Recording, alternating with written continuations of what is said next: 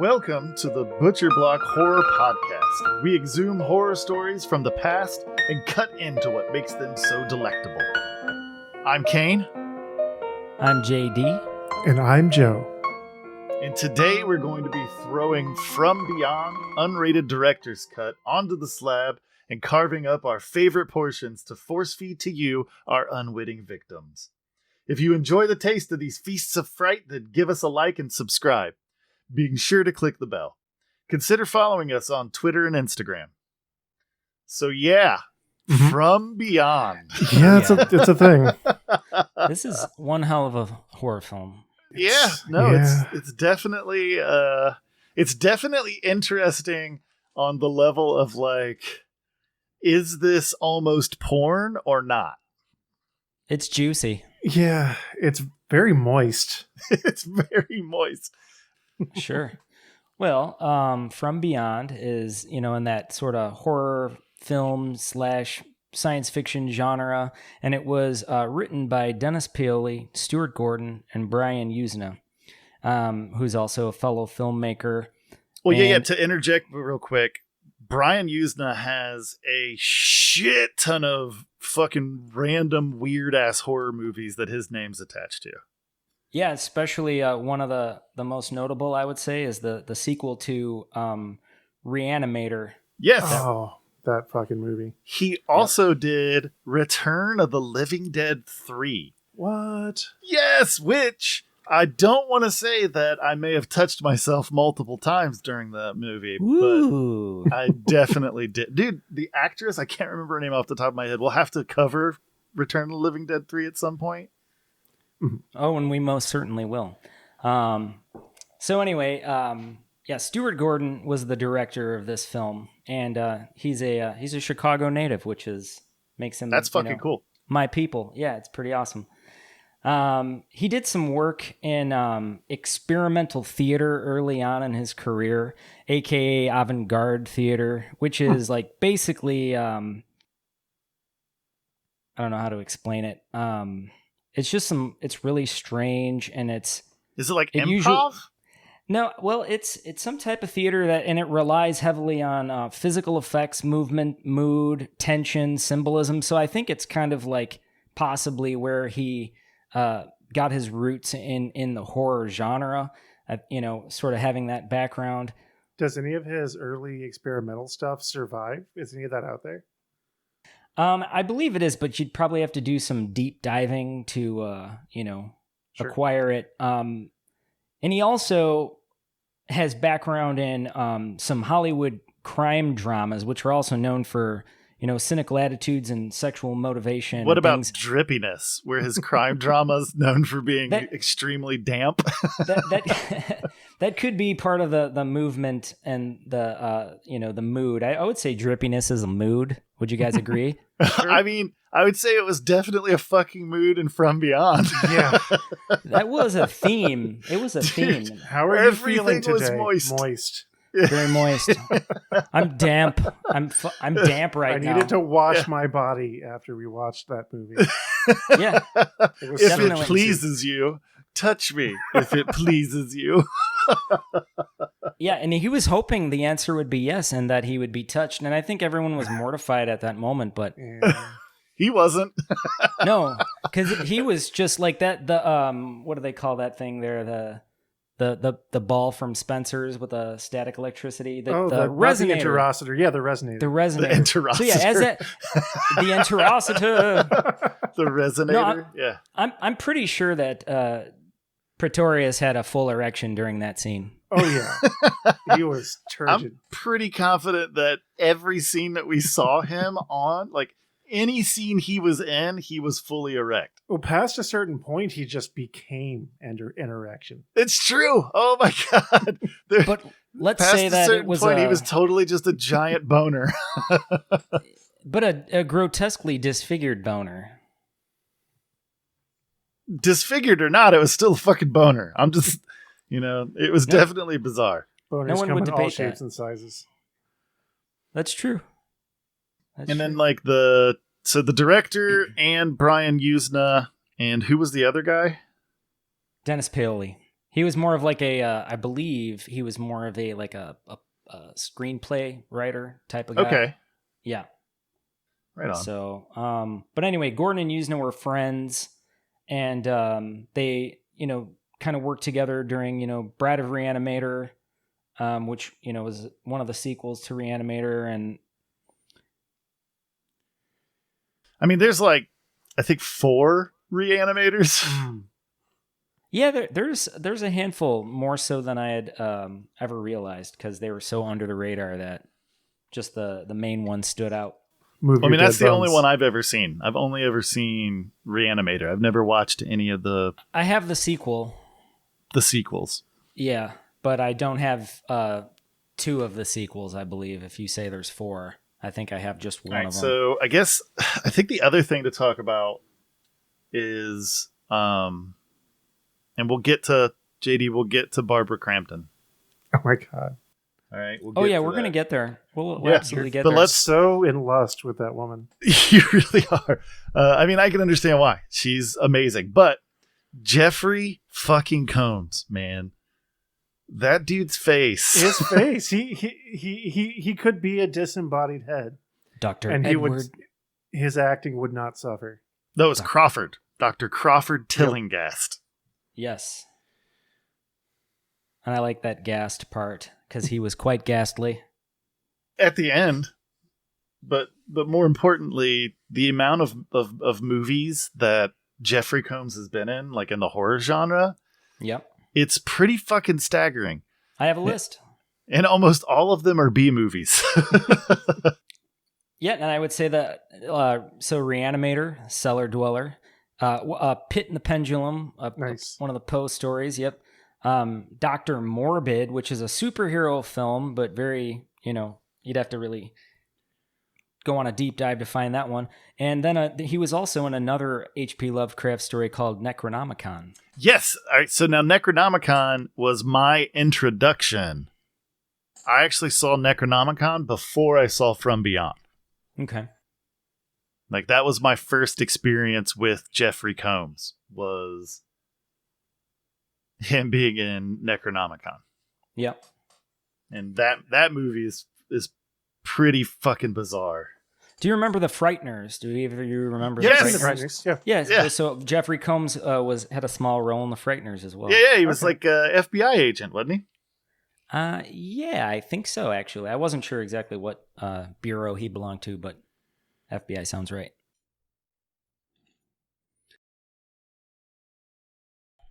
Yeah, so, okay, Ken Furry played Bubba. He was a...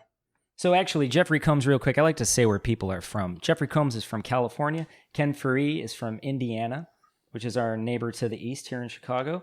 And he was or to the west if you're in Cincinnati. Oh, very nice. Very nice. Well played. So Ken was he was in Dawn of the Dead, and then a shit ton of TV shows like Hill Street Blues, Dukes of Hazzard. He was in an A-Team episode, Knight Rider, Hunter, bunch of Quantum Leap shows from like the 80s and 90s, and just small roles in all of those. But he was also in a few horror films. He was in Texas Chainsaw Massacre 3. Had a small role in Devil's Rejects and 30 Days of Night. Yeah. All right, so that dude's got some pretty solid horror pedigree. Oh, absolutely. And then who Ted is Sorrell? Ted Sorrell. Yeah, that's the man of Dr. the hour. Pretorius. He most certainly is. The and sweatiest, drippiest, hairiest character in the movie. So much hair and sweat and moisture. But you know what? You guys forgot the word gelatinous. I would say gelatinous. Yeah, first. that's a good one.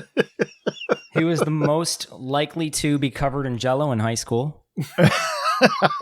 You went to a weird high school. He did. Yeah. He did. And you know what? They were right, though. They were absolutely right. Correct. Spot on. That man excreted lube. Oh, he absolutely sweated it. Yeah. You know what's interesting? He's no longer with us. He passed in 2010 due to complications from Lyme disease. That's a strange detail I learned about. Shit. Yeah, Ted Sorrell. Yep. That's fucking wow. That's like he got fucking bit by a tick. Tender age of 74. And but here's a couple of little awesome tidbits about Ted. He was he's a California native, along with Jeffrey Combs, specifically San Francisco. He was in Star Trek Deep Space Nine. Really? Yeah, he was a couple of episodes, and then he was in Law and Order. And obviously the villainous mutating Dr. Pretorius in From Beyond. And he was also in an excellent film that I love. It's a horror film, Basket Case 2. He was a character named Phil. Oh, yeah. Yep. Love those movies. Yep. God, those movies are Basket so Case. bad, they're fantastic. Mm-hmm. Oh, yeah. Absolutely disgusting, too. Yeah, oh God, yes. So I mean, he's got a theme to the horror movies that he likes to be in. Yeah. I think so. And another a notable actress in the movie is Carolyn Purdy Gordon. Happens to be she was married to Stewart Gordon, the director of the film From Beyond. Yeah, she's the stern doctor that runs the insane asylum. Yes, Nurse Ratched adjacent.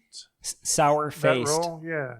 Yeah, She she was was definitely sour faced. Unpleasant to deal with. She was like, strap them down first kind of attitude. Which I mean, I have a similar attitude, but I'm not a medical professional. Yeah, which makes that even more worrisome. It's fine. Sure. Don't even worry about it. Yeah, sometimes you got to strap a motherfucker down. That's all there is to it. I mean, you're not wrong. I think that there are definitely moments where the only suitable thing that could take place is to strap a person down. It's true. The real question, though, and I think this is important, is do you use a catheter or do you just let the person wet themselves? It depends on what you're trying to accomplish. Like, so if, say, you're being a torturous bastard, you just let them wet themselves. Yeah. Or like if you just want them to know the amount of power that they don't have, then you force them to urinate on themselves. Damn. Man, that's some fucked up shit. You just bit my core, Joe. I mean, I was invited to be on a horror podcast. I figured I should bring it. Right. Yeah, no, it makes sense. All right. Without putting this off too much further with random conversation, why don't you tell us about Barbara Crampton, JD? Here we go. Barbara. Oh, Barbara. So she love of my life, basically. My first crush. Holds the key to my heart. What else? She was in some soap operas too. Days of Our Lives, The Young and the Restless, and then had kind of a cool little career in horror movies with, obviously, From Beyond. Also in Reanimator, which is another Stewart Gordon movie. Mm-hmm. And Jeffrey Combs. Excellent. Yep. Yeah. She's also in a film called Chopping Mall. I just like the title of that. It's a good title. It's an interesting movie. I haven't seen it. Yeah, And, so we should definitely consider covering all of Barbara Crampton's movies so that JD can feel as if we've given her enough. Is this just the Barbara Crampton podcast forever? Yeah. We were going to be the Butcher Block Horror Podcast, but I guess it's just Barbara Crampton Heart Forever. Are we Fan going club. to let's explore her soap opera work, her whole catalog? Yeah, I'm going to go ahead and I changed my mind. I don't want to do that anymore. Let's just talk about From Beyond. Right. So in From Beyond, she was Dr. Catherine McMichaels. We should note that. So when we refer to Dr. McMichaels, yes, yep. McMichaels. And Barbara Crampton also, because we named where other people are from, she is a New York native. Right on. So and yeah, then, she's lovely human being. That's all. I'm great. done. Yeah, no, she's fantastic, and we can definitely when we're kind of digging into the film a bit and pulling out the juicy bits, we can definitely have a conversation about Barbara Crampton and the film, because I have some things that I kind of noted that I really want to talk about. Absolutely. So what do we know about the effects team? The effects team, they were actually wizards that appeared from some dimension because I think they're amazing, and I can't explain them actually being normal human beings. Yeah, the practical effects were legit. Oh my god, they were so fucking good. Yeah.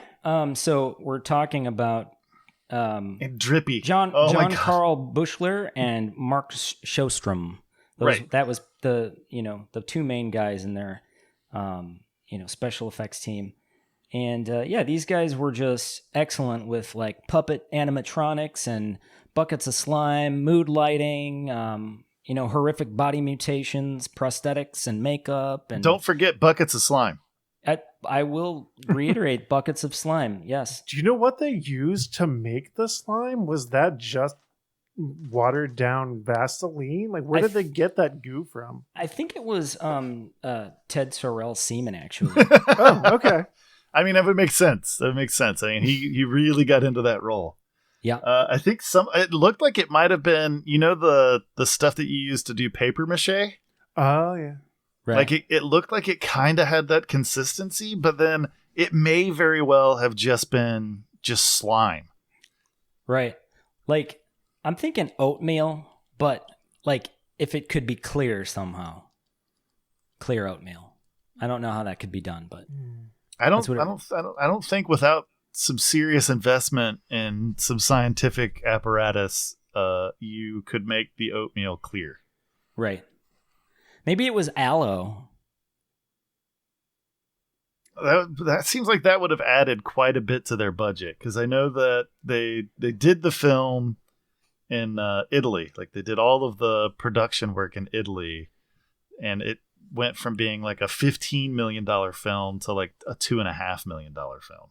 It was actually $4.5 million. Sorry Was to it? correct you like that. Yeah, No, that's fine. That's fine. $4.5 million budget, but yet you are 100% correct that if it was created in the United States, it would have been a $15 million budget, which back then was, even today is massive. I mean, for like a B grade horror movie, that's what I mean. Insane. Right. But I mean, even $4.5 million is not a lot to work with. I mean, I guess it was 1986, so right. Yeah, that might have gone a lot further than it would go today. Definitely. So I really dig the score. Oh, which that was done by the music was done by Richard Band. Mm-hmm. And it actually won an award at the Sitges the soundtrack won an award at the Sitges Catalan International Film Festival in Spain. Very nice. Because it was that fucking good. That score was so well done. Like the very beginning of the movie, when Bunny is snooping around the house and the neighbor lady is like, where's the dog at? And then, the axe scene and all that shit. Yeah. And then she just starts screaming. The way that her screams, like the pitch of her screams, coincides with the pitch of the score, just absolutely stands out to me. Yeah, those just violins were like shrieking, on all different keys, and then all of a sudden there's her voice just kind of piercing right along with them. It was definitely intentional. Yeah. At least in editing, they definitely cut that to time out. Right. Well, I mean, I just wonder if like a lot of movies, the score gets added afterwards, but it's like they're watching the movie while they're doing the music. Yeah, that's why I'm saying they probably edited the film to the score rather than composed the score to that scene, which is pretty fucking cool. Yeah, that's super neat. All right, well, I feel like we've kind of covered all of the ground on who made the movie and who was in the movie and all that kind of stuff. Why don't we go ahead and just kind of chop it up and kind of talk about the sections that we enjoyed the most, and we can kind of discuss that stuff. I'd like to start. I would like you to start, actually, because I want to talk about Barbara Crampton again. Oh, we're gonna get there, trust me. I'm quite fond of the opening scene where, you know, Tillinghast is just sitting at his desk typing away, and then we talk Chewing on a pencil. Chewing on a pencil, right. that he's not using. Yeah, needlessly chewing on a pencil. And so then he gets up, you know, and goes over to the resonator and just looks a bit, you know, perplexed. And there we just kind of start off with this this extraterrestrial pork tenderloin that latches onto his fucking face. Dimensional. That's true. Extra dimensional pork tenderloin with like stripes of a Chilean sea bass. Mm-hmm. And this thing just jumps out of nowhere and bites his face. Has a gigantic mouth, but it nips. Very tiny bite hole. It suckles his cheek. It barely, like, he grabbed it right before it takes a giant chunk out of his face. He grabs it, so it only gets that little nip. You know, just like I don't think he would have been able to even have the wherewithal to go knock on Dr. Pretorius's door, because at that point, I think you just jump in the car and go straight to the hospital. End of movie. Well, I mean, then it would become a different movie. I don't think it would have been the end of the movie because the resonator was definitely still on. Which raises the question, if Pretorius hadn't been killed very early in the movie, would he have gone the way of Tillinghast? Like, would he have just done that weird metamorphosis? I don't think so, man. I think Pretorius was doomed from the get-go because he was all about leaving that shit on. That's true. Right. Because he was just a walking erection, even when he was a human. Mm-hmm. He probably would have just put the resonator on a cart and wheeled it into his sex dungeon. Sure. Yeah. Should we go ahead and just talk about the sex dungeon now? Do we have to? It was a very sexy dungeon because, so back to Tillinghast knocking on his door. Mm-hmm. And so Pretorius opens the door in a black silk robe, chest hair. I mean, this dude's already sweating. Kind of a kimono, you know? really? Yeah, it was kind of a kimono.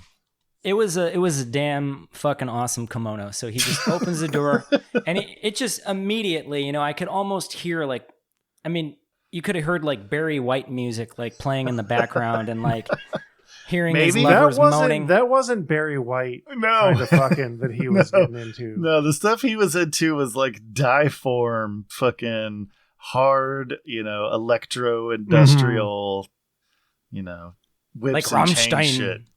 You think he was listening to Rammstein? Not in 1986.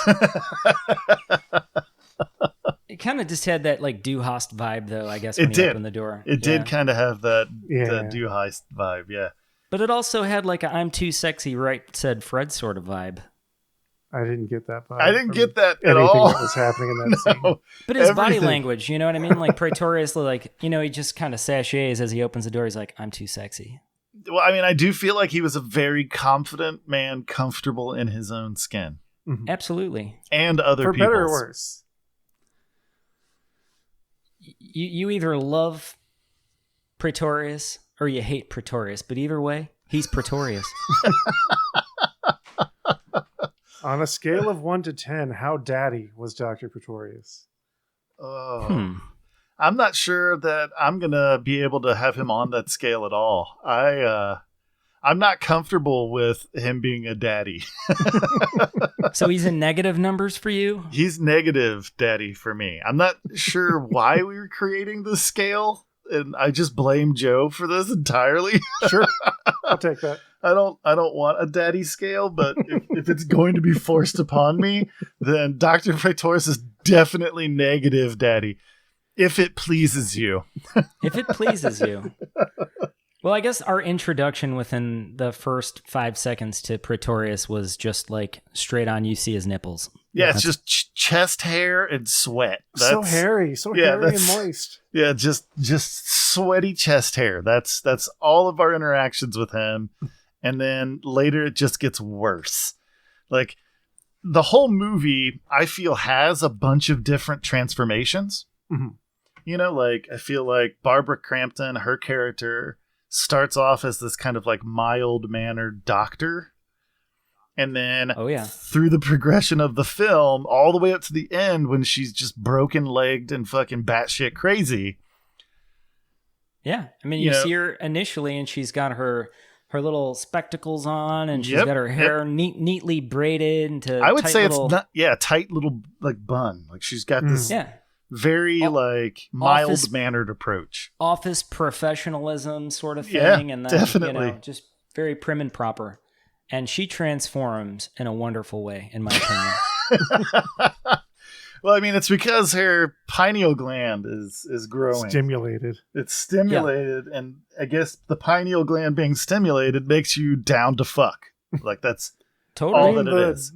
The stern librarian to sex pot is a fairly common trope in, like, John Hughes did some of that. Like, that's an 80s thing. An 80s librarian to sexy dominatrix. Yeah, like lets her hair down and then suddenly like, oh.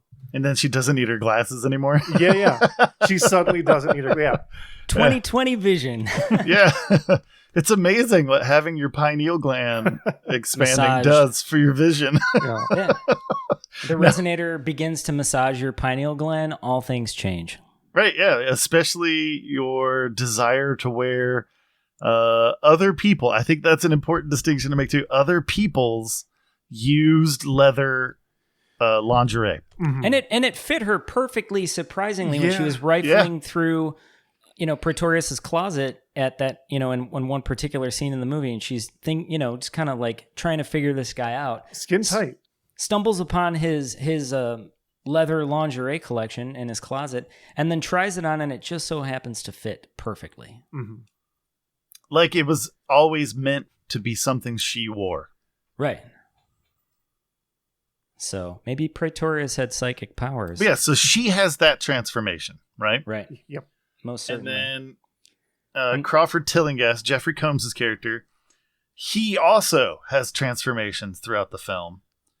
To a nervous, geeky, kind of sweaty, nerdy guy to like a creature, a foul creature with a wiggly pineal gland protruding from his forehead. This pale, bald sort of golem man. Right. Which just looked like a mound of fake skin over his hair. Mm-hmm.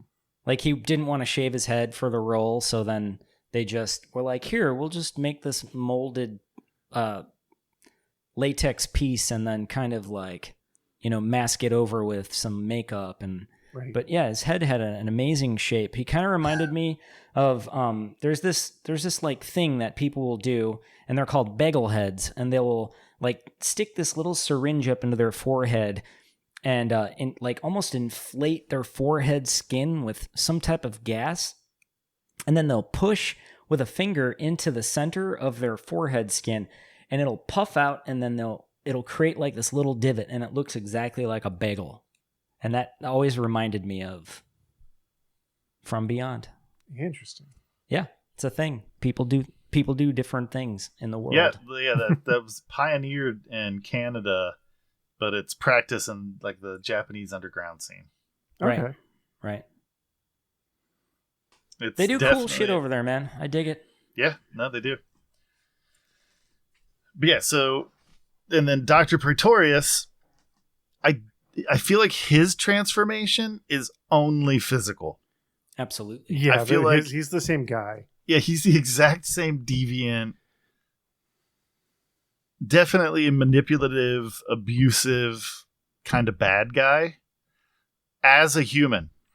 And then when he gets consumed by the creature from beyond and turned into gelatinous, oozy, drippy, hairy monster, he's still just a pervy lech. Like that's it.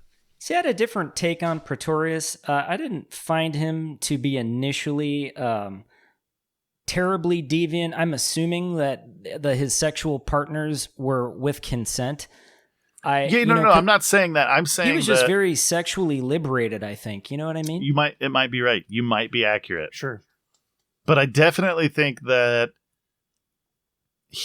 because if we remember correctly, he eats Crawford Tillinghast. Oh, absolutely. Like, well, once the resonator's on, sure, Well, no. What I'm saying, though, is that he eats him, and Tillinghast still saves Catherine. So Wait, are both we talking men... about Pretorius? Yeah, both men. Tillinghast gets eaten by Pretorius and gets consumed by him. Right. And still has enough of his own personality. Like, that didn't go away. He's still Crawford Tillinghast. Well, I mean, here's the thing.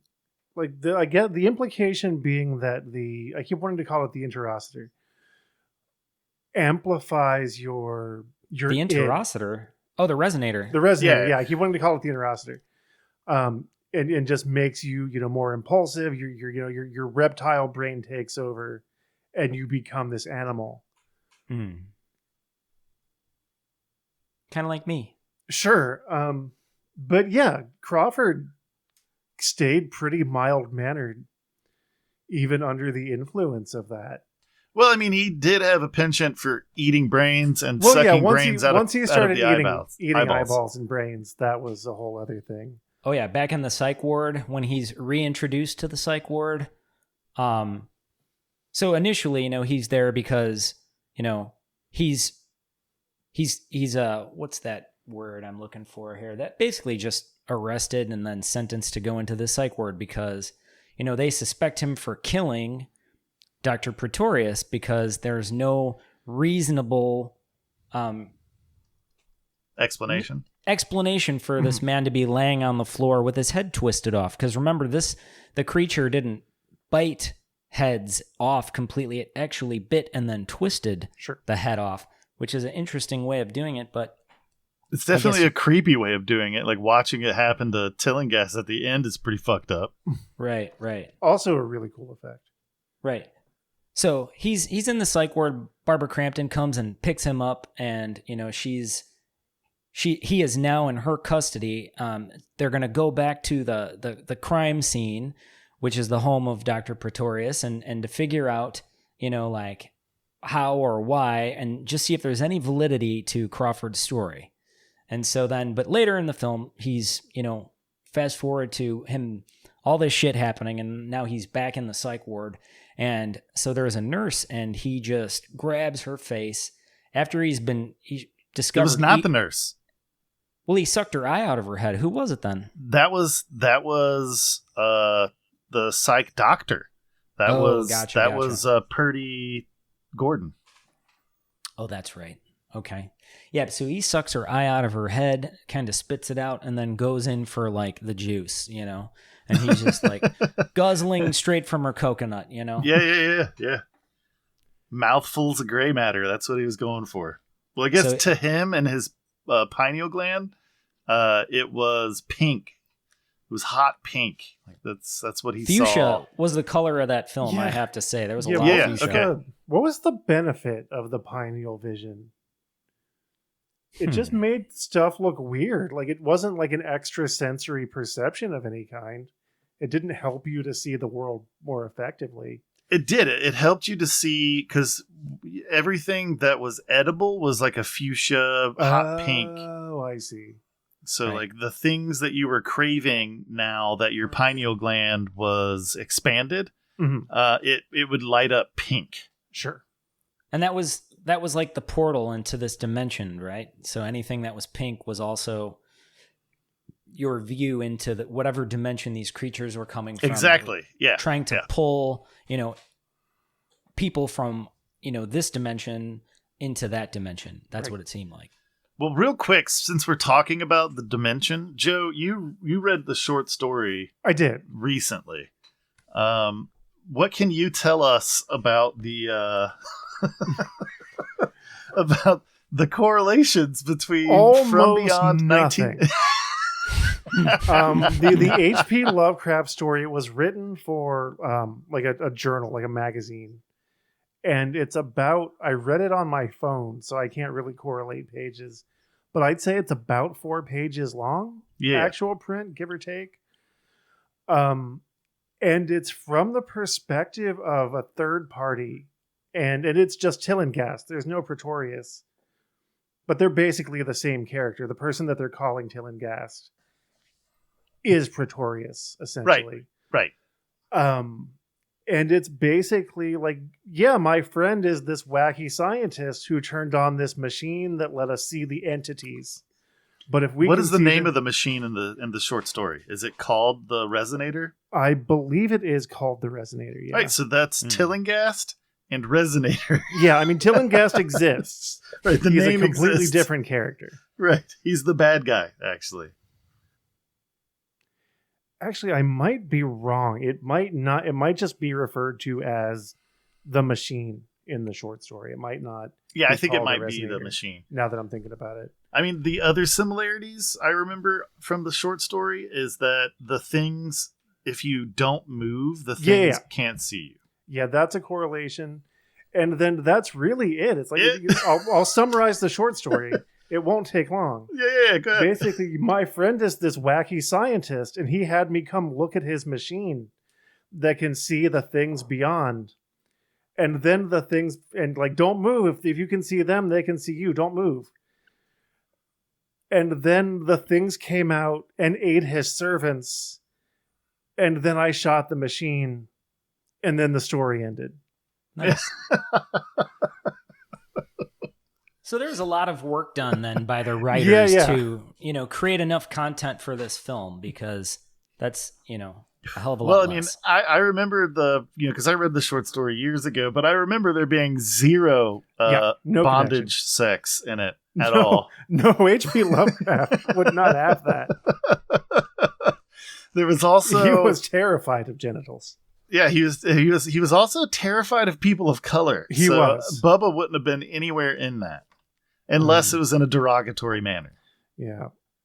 Basically anyone who wasn't a white upper class British or person from New England person. That was a sentence I just said. It was, yeah. He was either afraid or contemptuous of H.P. Lovecraft. Yep.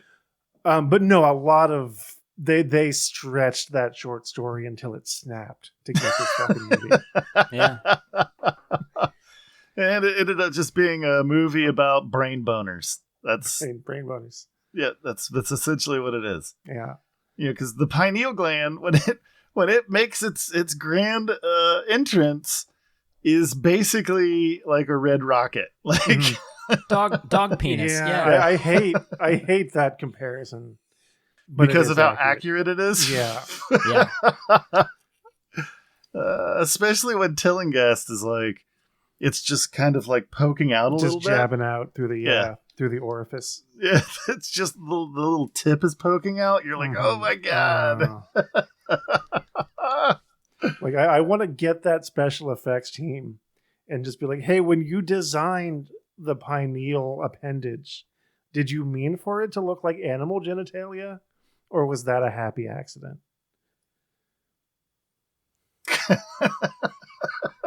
Find them for me. Yeah. I'm trying to recall this scene where I believe it was either Pretorius or Crawford that had their pineal gland bitten off. It was Tillinghast. Yeah, it was Tillinghast. Yeah, that was that was an intense little moment in that movie, I felt. Well, I mean, the pineal gland, it produces and regulates some hormones, like including, I think it's like melatonin and shit like that. Like sleep regulation? Exactly. It's all about sleep patterns. That's melatonin. But so it also plays a role because they don't know too much about it. Its function isn't fully understood. But it also plays a role in the regulation of female hormone levels. Yeah, interesting. So, it may affect fertility and the menstrual cycle. So, to some extent, it actually makes sense. Yeah, if you kind of squint your brain. Yeah, if you squint your brain. Yeah, it kind of creates a situation where you're like, all right, well, obviously it makes sense that Barbara Crampton wants to fuck everyone in the room. I have two questions in response to that. Did science know that in 1986? And I think they understood that it had some aspects of like obviously the sleep regulation thing, but I think the implication too then was that, it may have something to do with the subconscious mind. Sure. And if so, did the writers of this film know that in 1986? Or did they just want an excuse to have real horny stuff happen?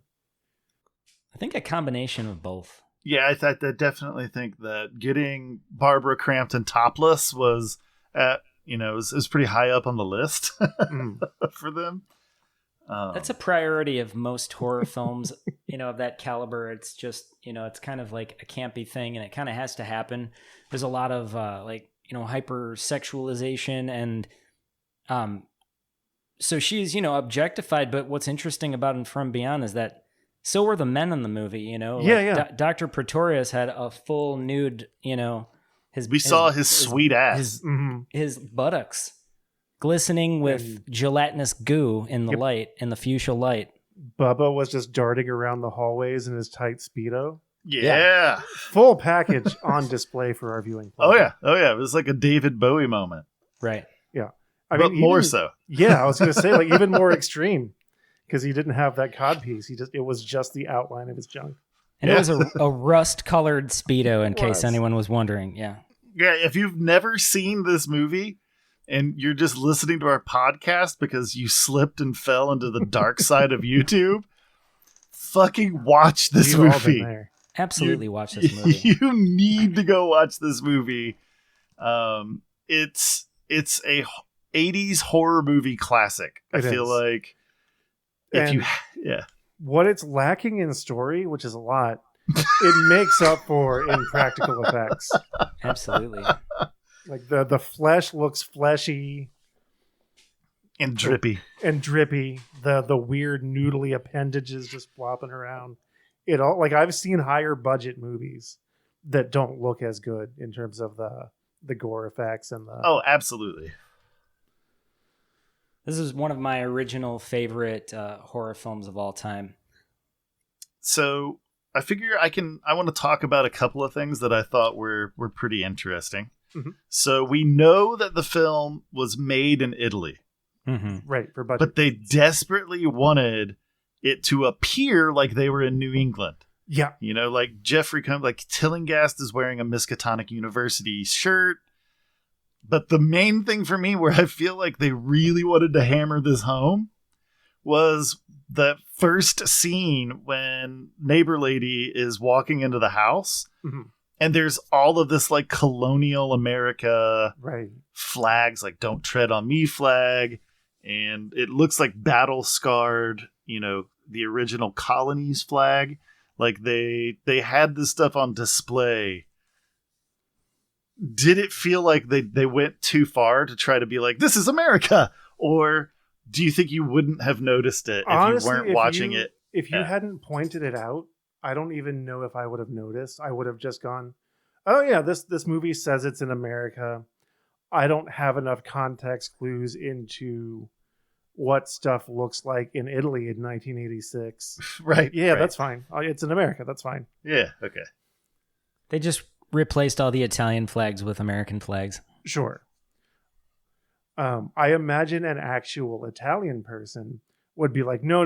Look at that architecture. Look at these street signs, like little shit like that. You mean Benevolent Drive? Yeah. And just immediately have been like, no, this movie doesn't know what the fuck it's doing. I'm sorry, Benevolent Street. Benevolent 666 Benevolent Street. Yeah, I would say the dead giveaway that the film was made in Italy was Bubba's Speedo. That's fair. Do we know anything about the costume design? Speaking of the Miskatonic University shirt, do we know who was behind the costuming? I did not get costume designers. Because I want to know who put him in that Speedo. Right. Very possibly an Italian person. Yeah.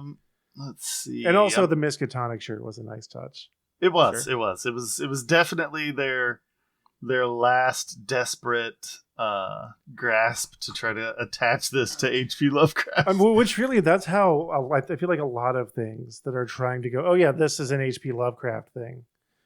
They'll put like, oh yeah, Miskatonic or Providence, and just go, yeah, you get it, you know what that is, and just hope that the audience does the work for them.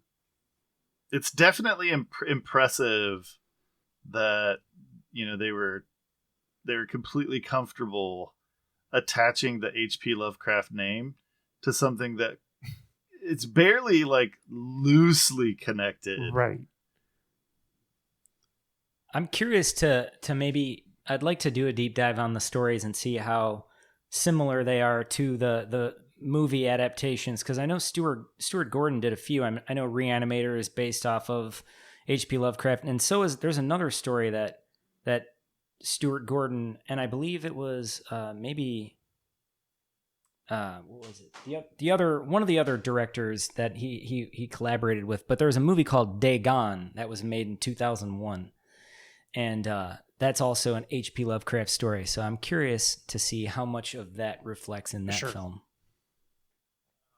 The costumer was Angie Beckett. Okay. She did a bang-up job. Yeah, she did. She was actually on a lot of. She was on Dolls, another creepy 86 horror movie, 86 horror movie. Mm-hmm. But then she was also in some shit. She also did costuming for Ski Patrol. What? And The Mogul. Okay, all right. Which is fucking Danny DeVito and Rhea Perlman. Oh, wow. I like the two of them in anything. Yeah, pretty much, yeah. Yeah, so that's who did the costuming. A lot of the other crew were Italians. Sure. So they were just local. Yeah. Which is why they were able to probably save so much money on the film. Basically the film equivalent of a session band. Essentially, yeah. I'd like to run the credits and see how many times we see the name Luigi. I don't know if that's as common of a name as you think. I'm not implying that it's common. I'm just curious how many times we would see it. Okay. Oh, that's specifically what you want to do? I like the name Luigi. I'm curious how many people involved in From Beyond happen to be named Luigi. That's fair. Yeah. There's a lot of Anthony's. Anthony's for sure. But do you think some of them go by Tony? Absolutely. Absolutely. Yeah. Especially in the 80s. Oh, yeah. Do you think I could share a little tidbit about my physical copy of the DVD that I have? Absolutely. Tell us a story. I'm going to tell you all a story. So I'm holding in my hands right now my beloved copy of the unrated director's cut From Beyond. And I brought this with me one of the first times that I went and attended a meet and greet of a local Chicago horror film icon, is a Chicago horror film host by the name of Rich Coase, a.k.a. Svengoolie.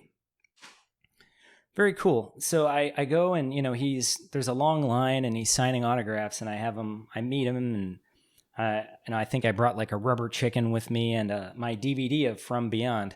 Because I want to say at some point, when I was a kid, I believe that was probably one of the first times I think he hosted From Beyond. So I'm like, I'm going to bring this movie. It was my favorite horror film at the time. And so I bring my copy for him to autograph. And so he used a silver Sharpie. It looks awesome. Nice. And so I have one of my friends attend this event with me, and they snap a picture of Rich Coase and I. He's dressed as Svengoolie. And so then maybe like a year later, I go back and I show up with the picture of Svengoolie and I. And I'm like, I go stand in line again and ready to have him autograph something else. And so I'm like, hey, do you mind if I hold up this picture of you and I? And he's just like, oh, that's cool. Sure. So we take another photo together and, he was awesome about it. So then, I get his autograph and all that. And so maybe like fast forward another year or two, I show up again with the picture of him and I holding the picture of him and I. Nice. And at this point, he's, he recognizes me. I can tell. And he's kind of... It's not that good recognition either. It's that I'm kind of uncomfortable and nervous. A little sideways. He's looking at me a little sideways. I'm sure in the back of his mind, he's wondering if he's going to wind up in a wooden box under my bed at the end of this. Some shit out of misery. I'm just like, no, man, I'm cool, man. Do you think we could do this again? And he's just like, okay. So... And there, in some, another one of my friend's digital cameras is this photo that I need to extract of Svengoolie and I holding a picture of Svengoolie and I holding a picture of Svengoolie and I. That's awesome. Yeah, so it's kind of this like interdimensional thing where, capturing, space and time. Yeah, it's just this beautiful thing. So it's like, that's my Svengoolie connection and my From Beyond autograph, caper, if you will. Nice. I really think that, like, how long ago was it that you, because it's an awesome story, how long ago was it that you got the third photo with him? The third photo, probably like 2010, 2011. So it's been a long time. It's been a minute. It's been a minute. I think that the once the pandemic is over, and there's events like that happening again. If he shows up at an event, I feel like it is incredibly important for you to show up at the meet and greet and ask him to take a photo with you, holding the photo of you. Right. Exactly. Yeah, I think that would be important just for the sake of, he's probably going to remember you. I would imagine so at this point. But I think until that man lets loose this mortal coil, whenever he does a meet and greet in Chicago, you should show up with a photo of you and him holding another photo. I need to start printing these things out larger. You know what I mean? Because at a certain point, we're not going to be able to tell how many times it goes back into space. So I think the next time I show up, it's going to be like a poster board, like 24 by 36. Precisely. I'm just going to have to show up with that, and then maybe the final one. Someday, if I have great grandchildren, they'll be able to kind of. I'll be like the comic, The Phantom, that's like where he's training his children to be like the next Phantom. So maybe I can just like, if I ever reproduce, my offspring can continue this. And hopefully other Svengoolies will step up and take the place of Rich Coase. Because he did, actually. There was Jerry G. Bishop was the son of Svengoolie. So I should have probably not know that. Prefaced that whole thing with that story. But so who's the first Svengoolie? Jerry G. Bishop. Okay. Yeah. And then he sort of handed the torch to Rich Coase. And so I'm assuming as the generations go on and on that there will be another Svengoolie someday. And well, I mean, that's assuming that the Earth doesn't implode. Well, Or that humanity doesn't eradicate itself. You got a lot of high hopes. That's all I'm saying. Why not pursue this until that happens? You know what I mean?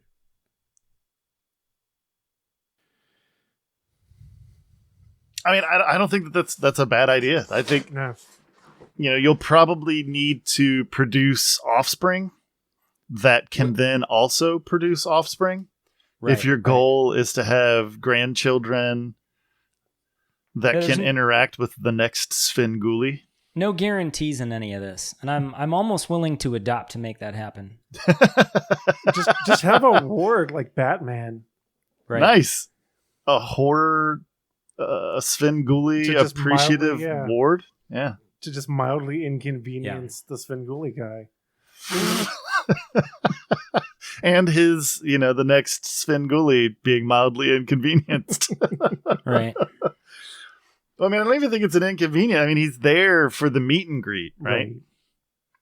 All right. So at this point, we're getting towards the hour mark. So at this point, guys, I would like to, starting with Joe, since this was his like first experience with From Beyond, then JD, and then I'll give us your thoughts, Joe, on this movie and kind of like your personal experience with it. Like what did you think of this movie? Go ahead and describe that for us. Just a freak out of moisture and juice.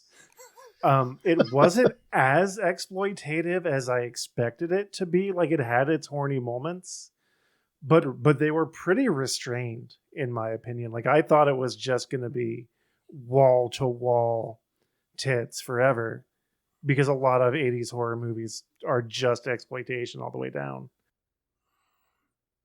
And it was less of that than I expected. Right. But a lot more goo and slime and moisture and just Dr. Pretorius becoming more and more dicks. Until he becomes his ultimate form, which is just a giant dick. Yeah, just one mega dick, yeah. Yeah. Absolutely. A head biting off dick. Yeah. Mm-hmm. All right. And then I would like to know, are there any questions that you had at the end of the film? Like that you want to like throw out there that we can kind of dive into before we move on to JD's impressions? I am on the subject of mega dick. It is very interesting to me what specific effect was that, a costume or what was that put his face onto the dick? That was amazing. That was super cool. Yeah. I have some suspicions. I don't know if they're accurate. We might need to, because I think, is Stewart Gordon still with us? No, he actually he passed away this year. He did. Back in March. Yeah. All right. We need. I think it was just organ failure. I didn't know any other cause of his death. I think that's what I read. Okay. Maybe we need to like write Jeffrey Combs and see if he knows. But my guess, and you guys can take it, is that they filmed the model from a distance. Mm-hmm. You know, when you look at its face, it has some of the features of Ted Sorrell, but it's not perfect. But then when it does that close up, you don't see like his chin down. Like the image is like stopped at his chin. Mm-hmm. So I think what happened is that they filmed the like claymation practical effects monster doing that side to side kind of bounce, you know, because like its neck is kind of weaving back and forth while it's interacting with them. Sure. And then when it does that close up, I think that they may have had him on like something they could wheel back and forth, but to keep that effect, because it's beautiful the way they did it, because, you know, they go back and forth showing the full creature and then showing the close up of his face. Mm-hmm. And you get the sensation that his face is absolutely attached to that giant penis. You know, again, like I've seen movies that have millions of dollars worth of CGI that do like, let's superimpose this actor's face onto another thing. Like the Scorpion King? Yeah. That looked way the fuck worse. Oh, God, dude, it looked awful. Yeah. I feel like they used, I think they would make like a casting of the actor's face and then recreate it with some type of latex and then kind of make like a animatronic type of device that would sort of, you know, make it pulsate and kind of like, you know, be more face-like. I know they had that type of technology. They had, definitely, the special effects artists definitely employed animatronics. Sure. Absolutely. So that thing was basically a Muppet, is what you're saying. Well, we don't know. Right. So if with anyone, a mask. If anyone that's listening has more information about how they did that scene, feel free to put it in the comments or, you know, drop us a tweet. Anything. Just give us, if you have this information, give it to us because we want it. All right. Is there anything else, Joe? No, mostly just that. Yeah. Like that JD. Face superimposition effect was amazing for the time. It really is. It's fucking solid. Yeah, as far as my impressions go of the film, you know, I had initially digested that probably pretty close to the date it was released. I remember, you know, so I'm seeing this through my you know, my child brain. I'm digesting this, and it was just, you know, I mean, it stood out to me as, and it just sort of resonated with me, as if you will. Nice. Anyway, yeah. It's one of my favorite horror films of all time. I'm sure I've said that a few times, but it, for me, I don't know. It's just the perfect mix of gore and an actual suspense and horror, and has amazing prosthetic effects, the kind that would fascinate me my entire life. And then, of course, it's got Barbara Crampton. And Barbara Crampton, sure. And so all these things, they stick with you. All right. And do you have any questions that we can kind of have you toss out, that we can kind of bounce around to see if maybe together we can pumpkin fuck an idea of the truth?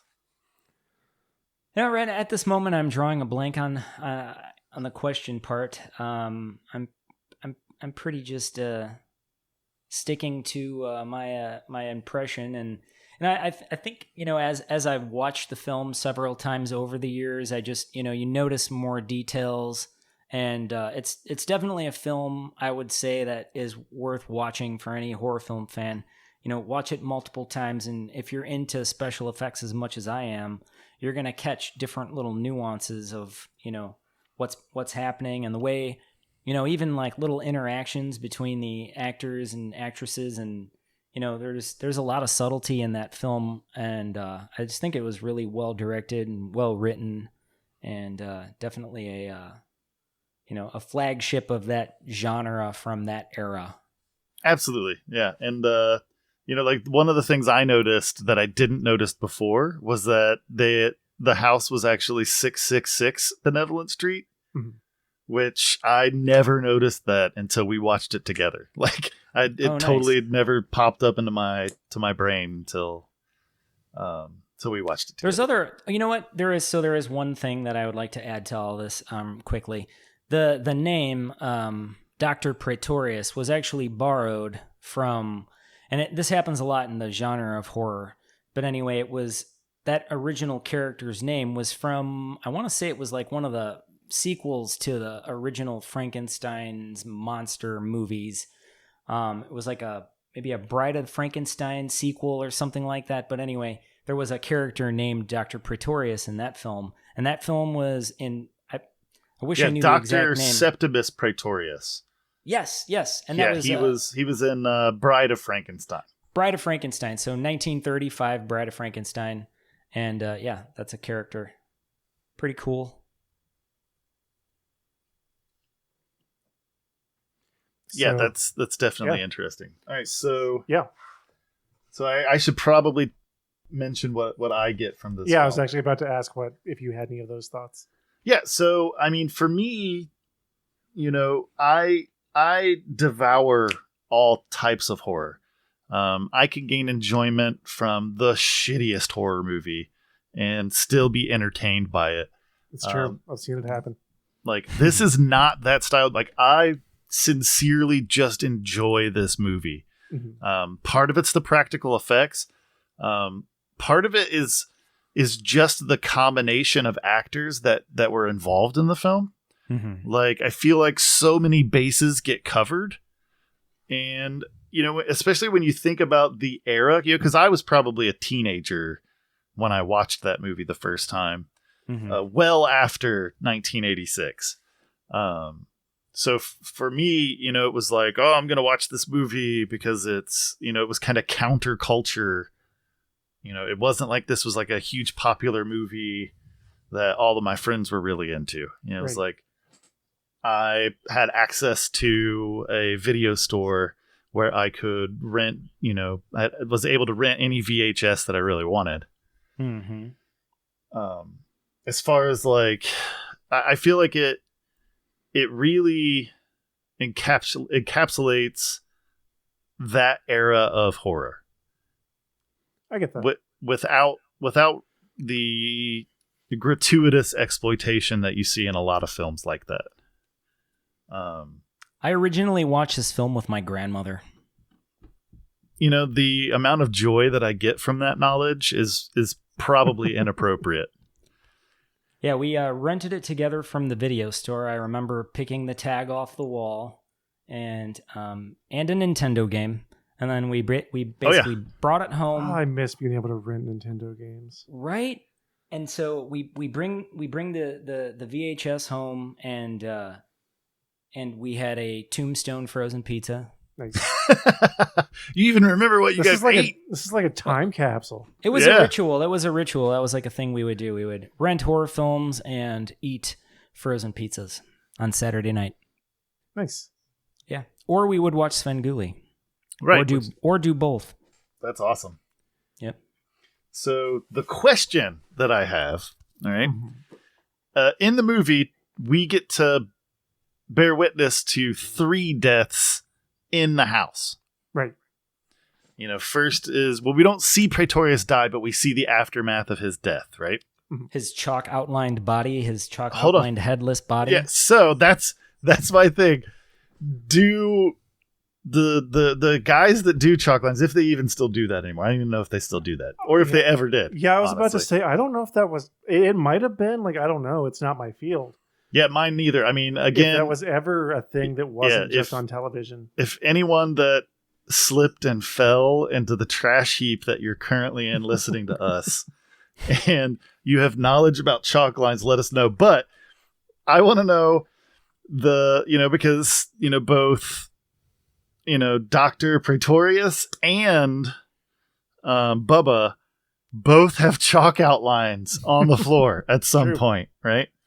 And Bubba's chalk outline acknowledges that he was devoured by something.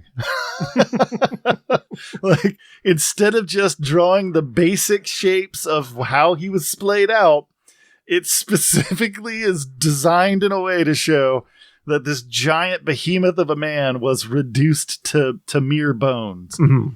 And then they did the same thing with Pretorius, where the entire body's outlined, and then there's just this little nubbin where his head should be.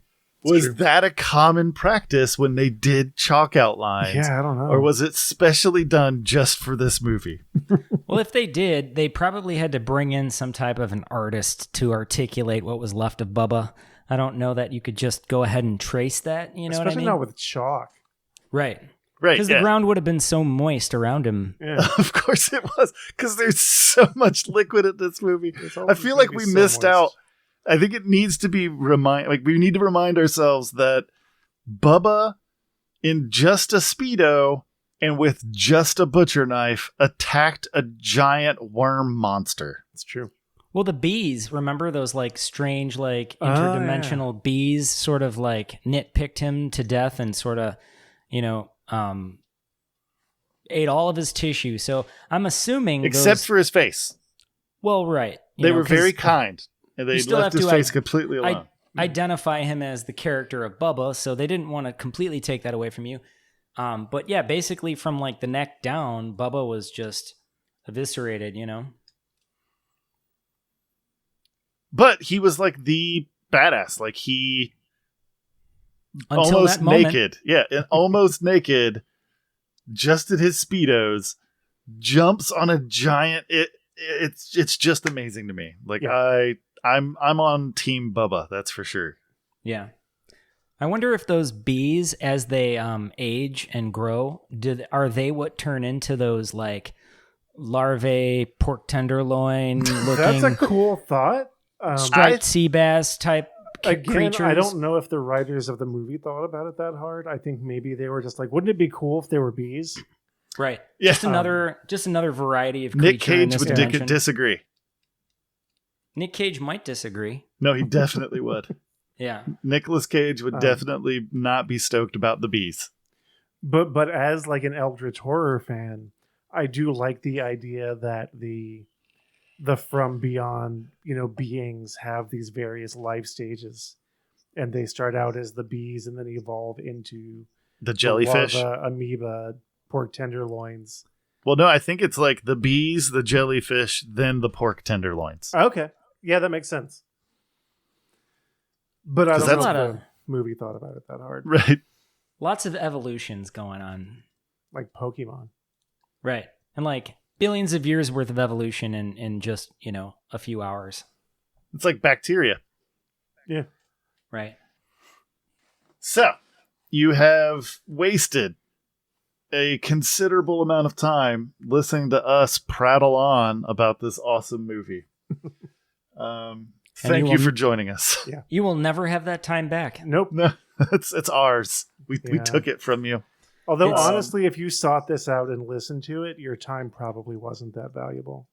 That's a good point. Ouch.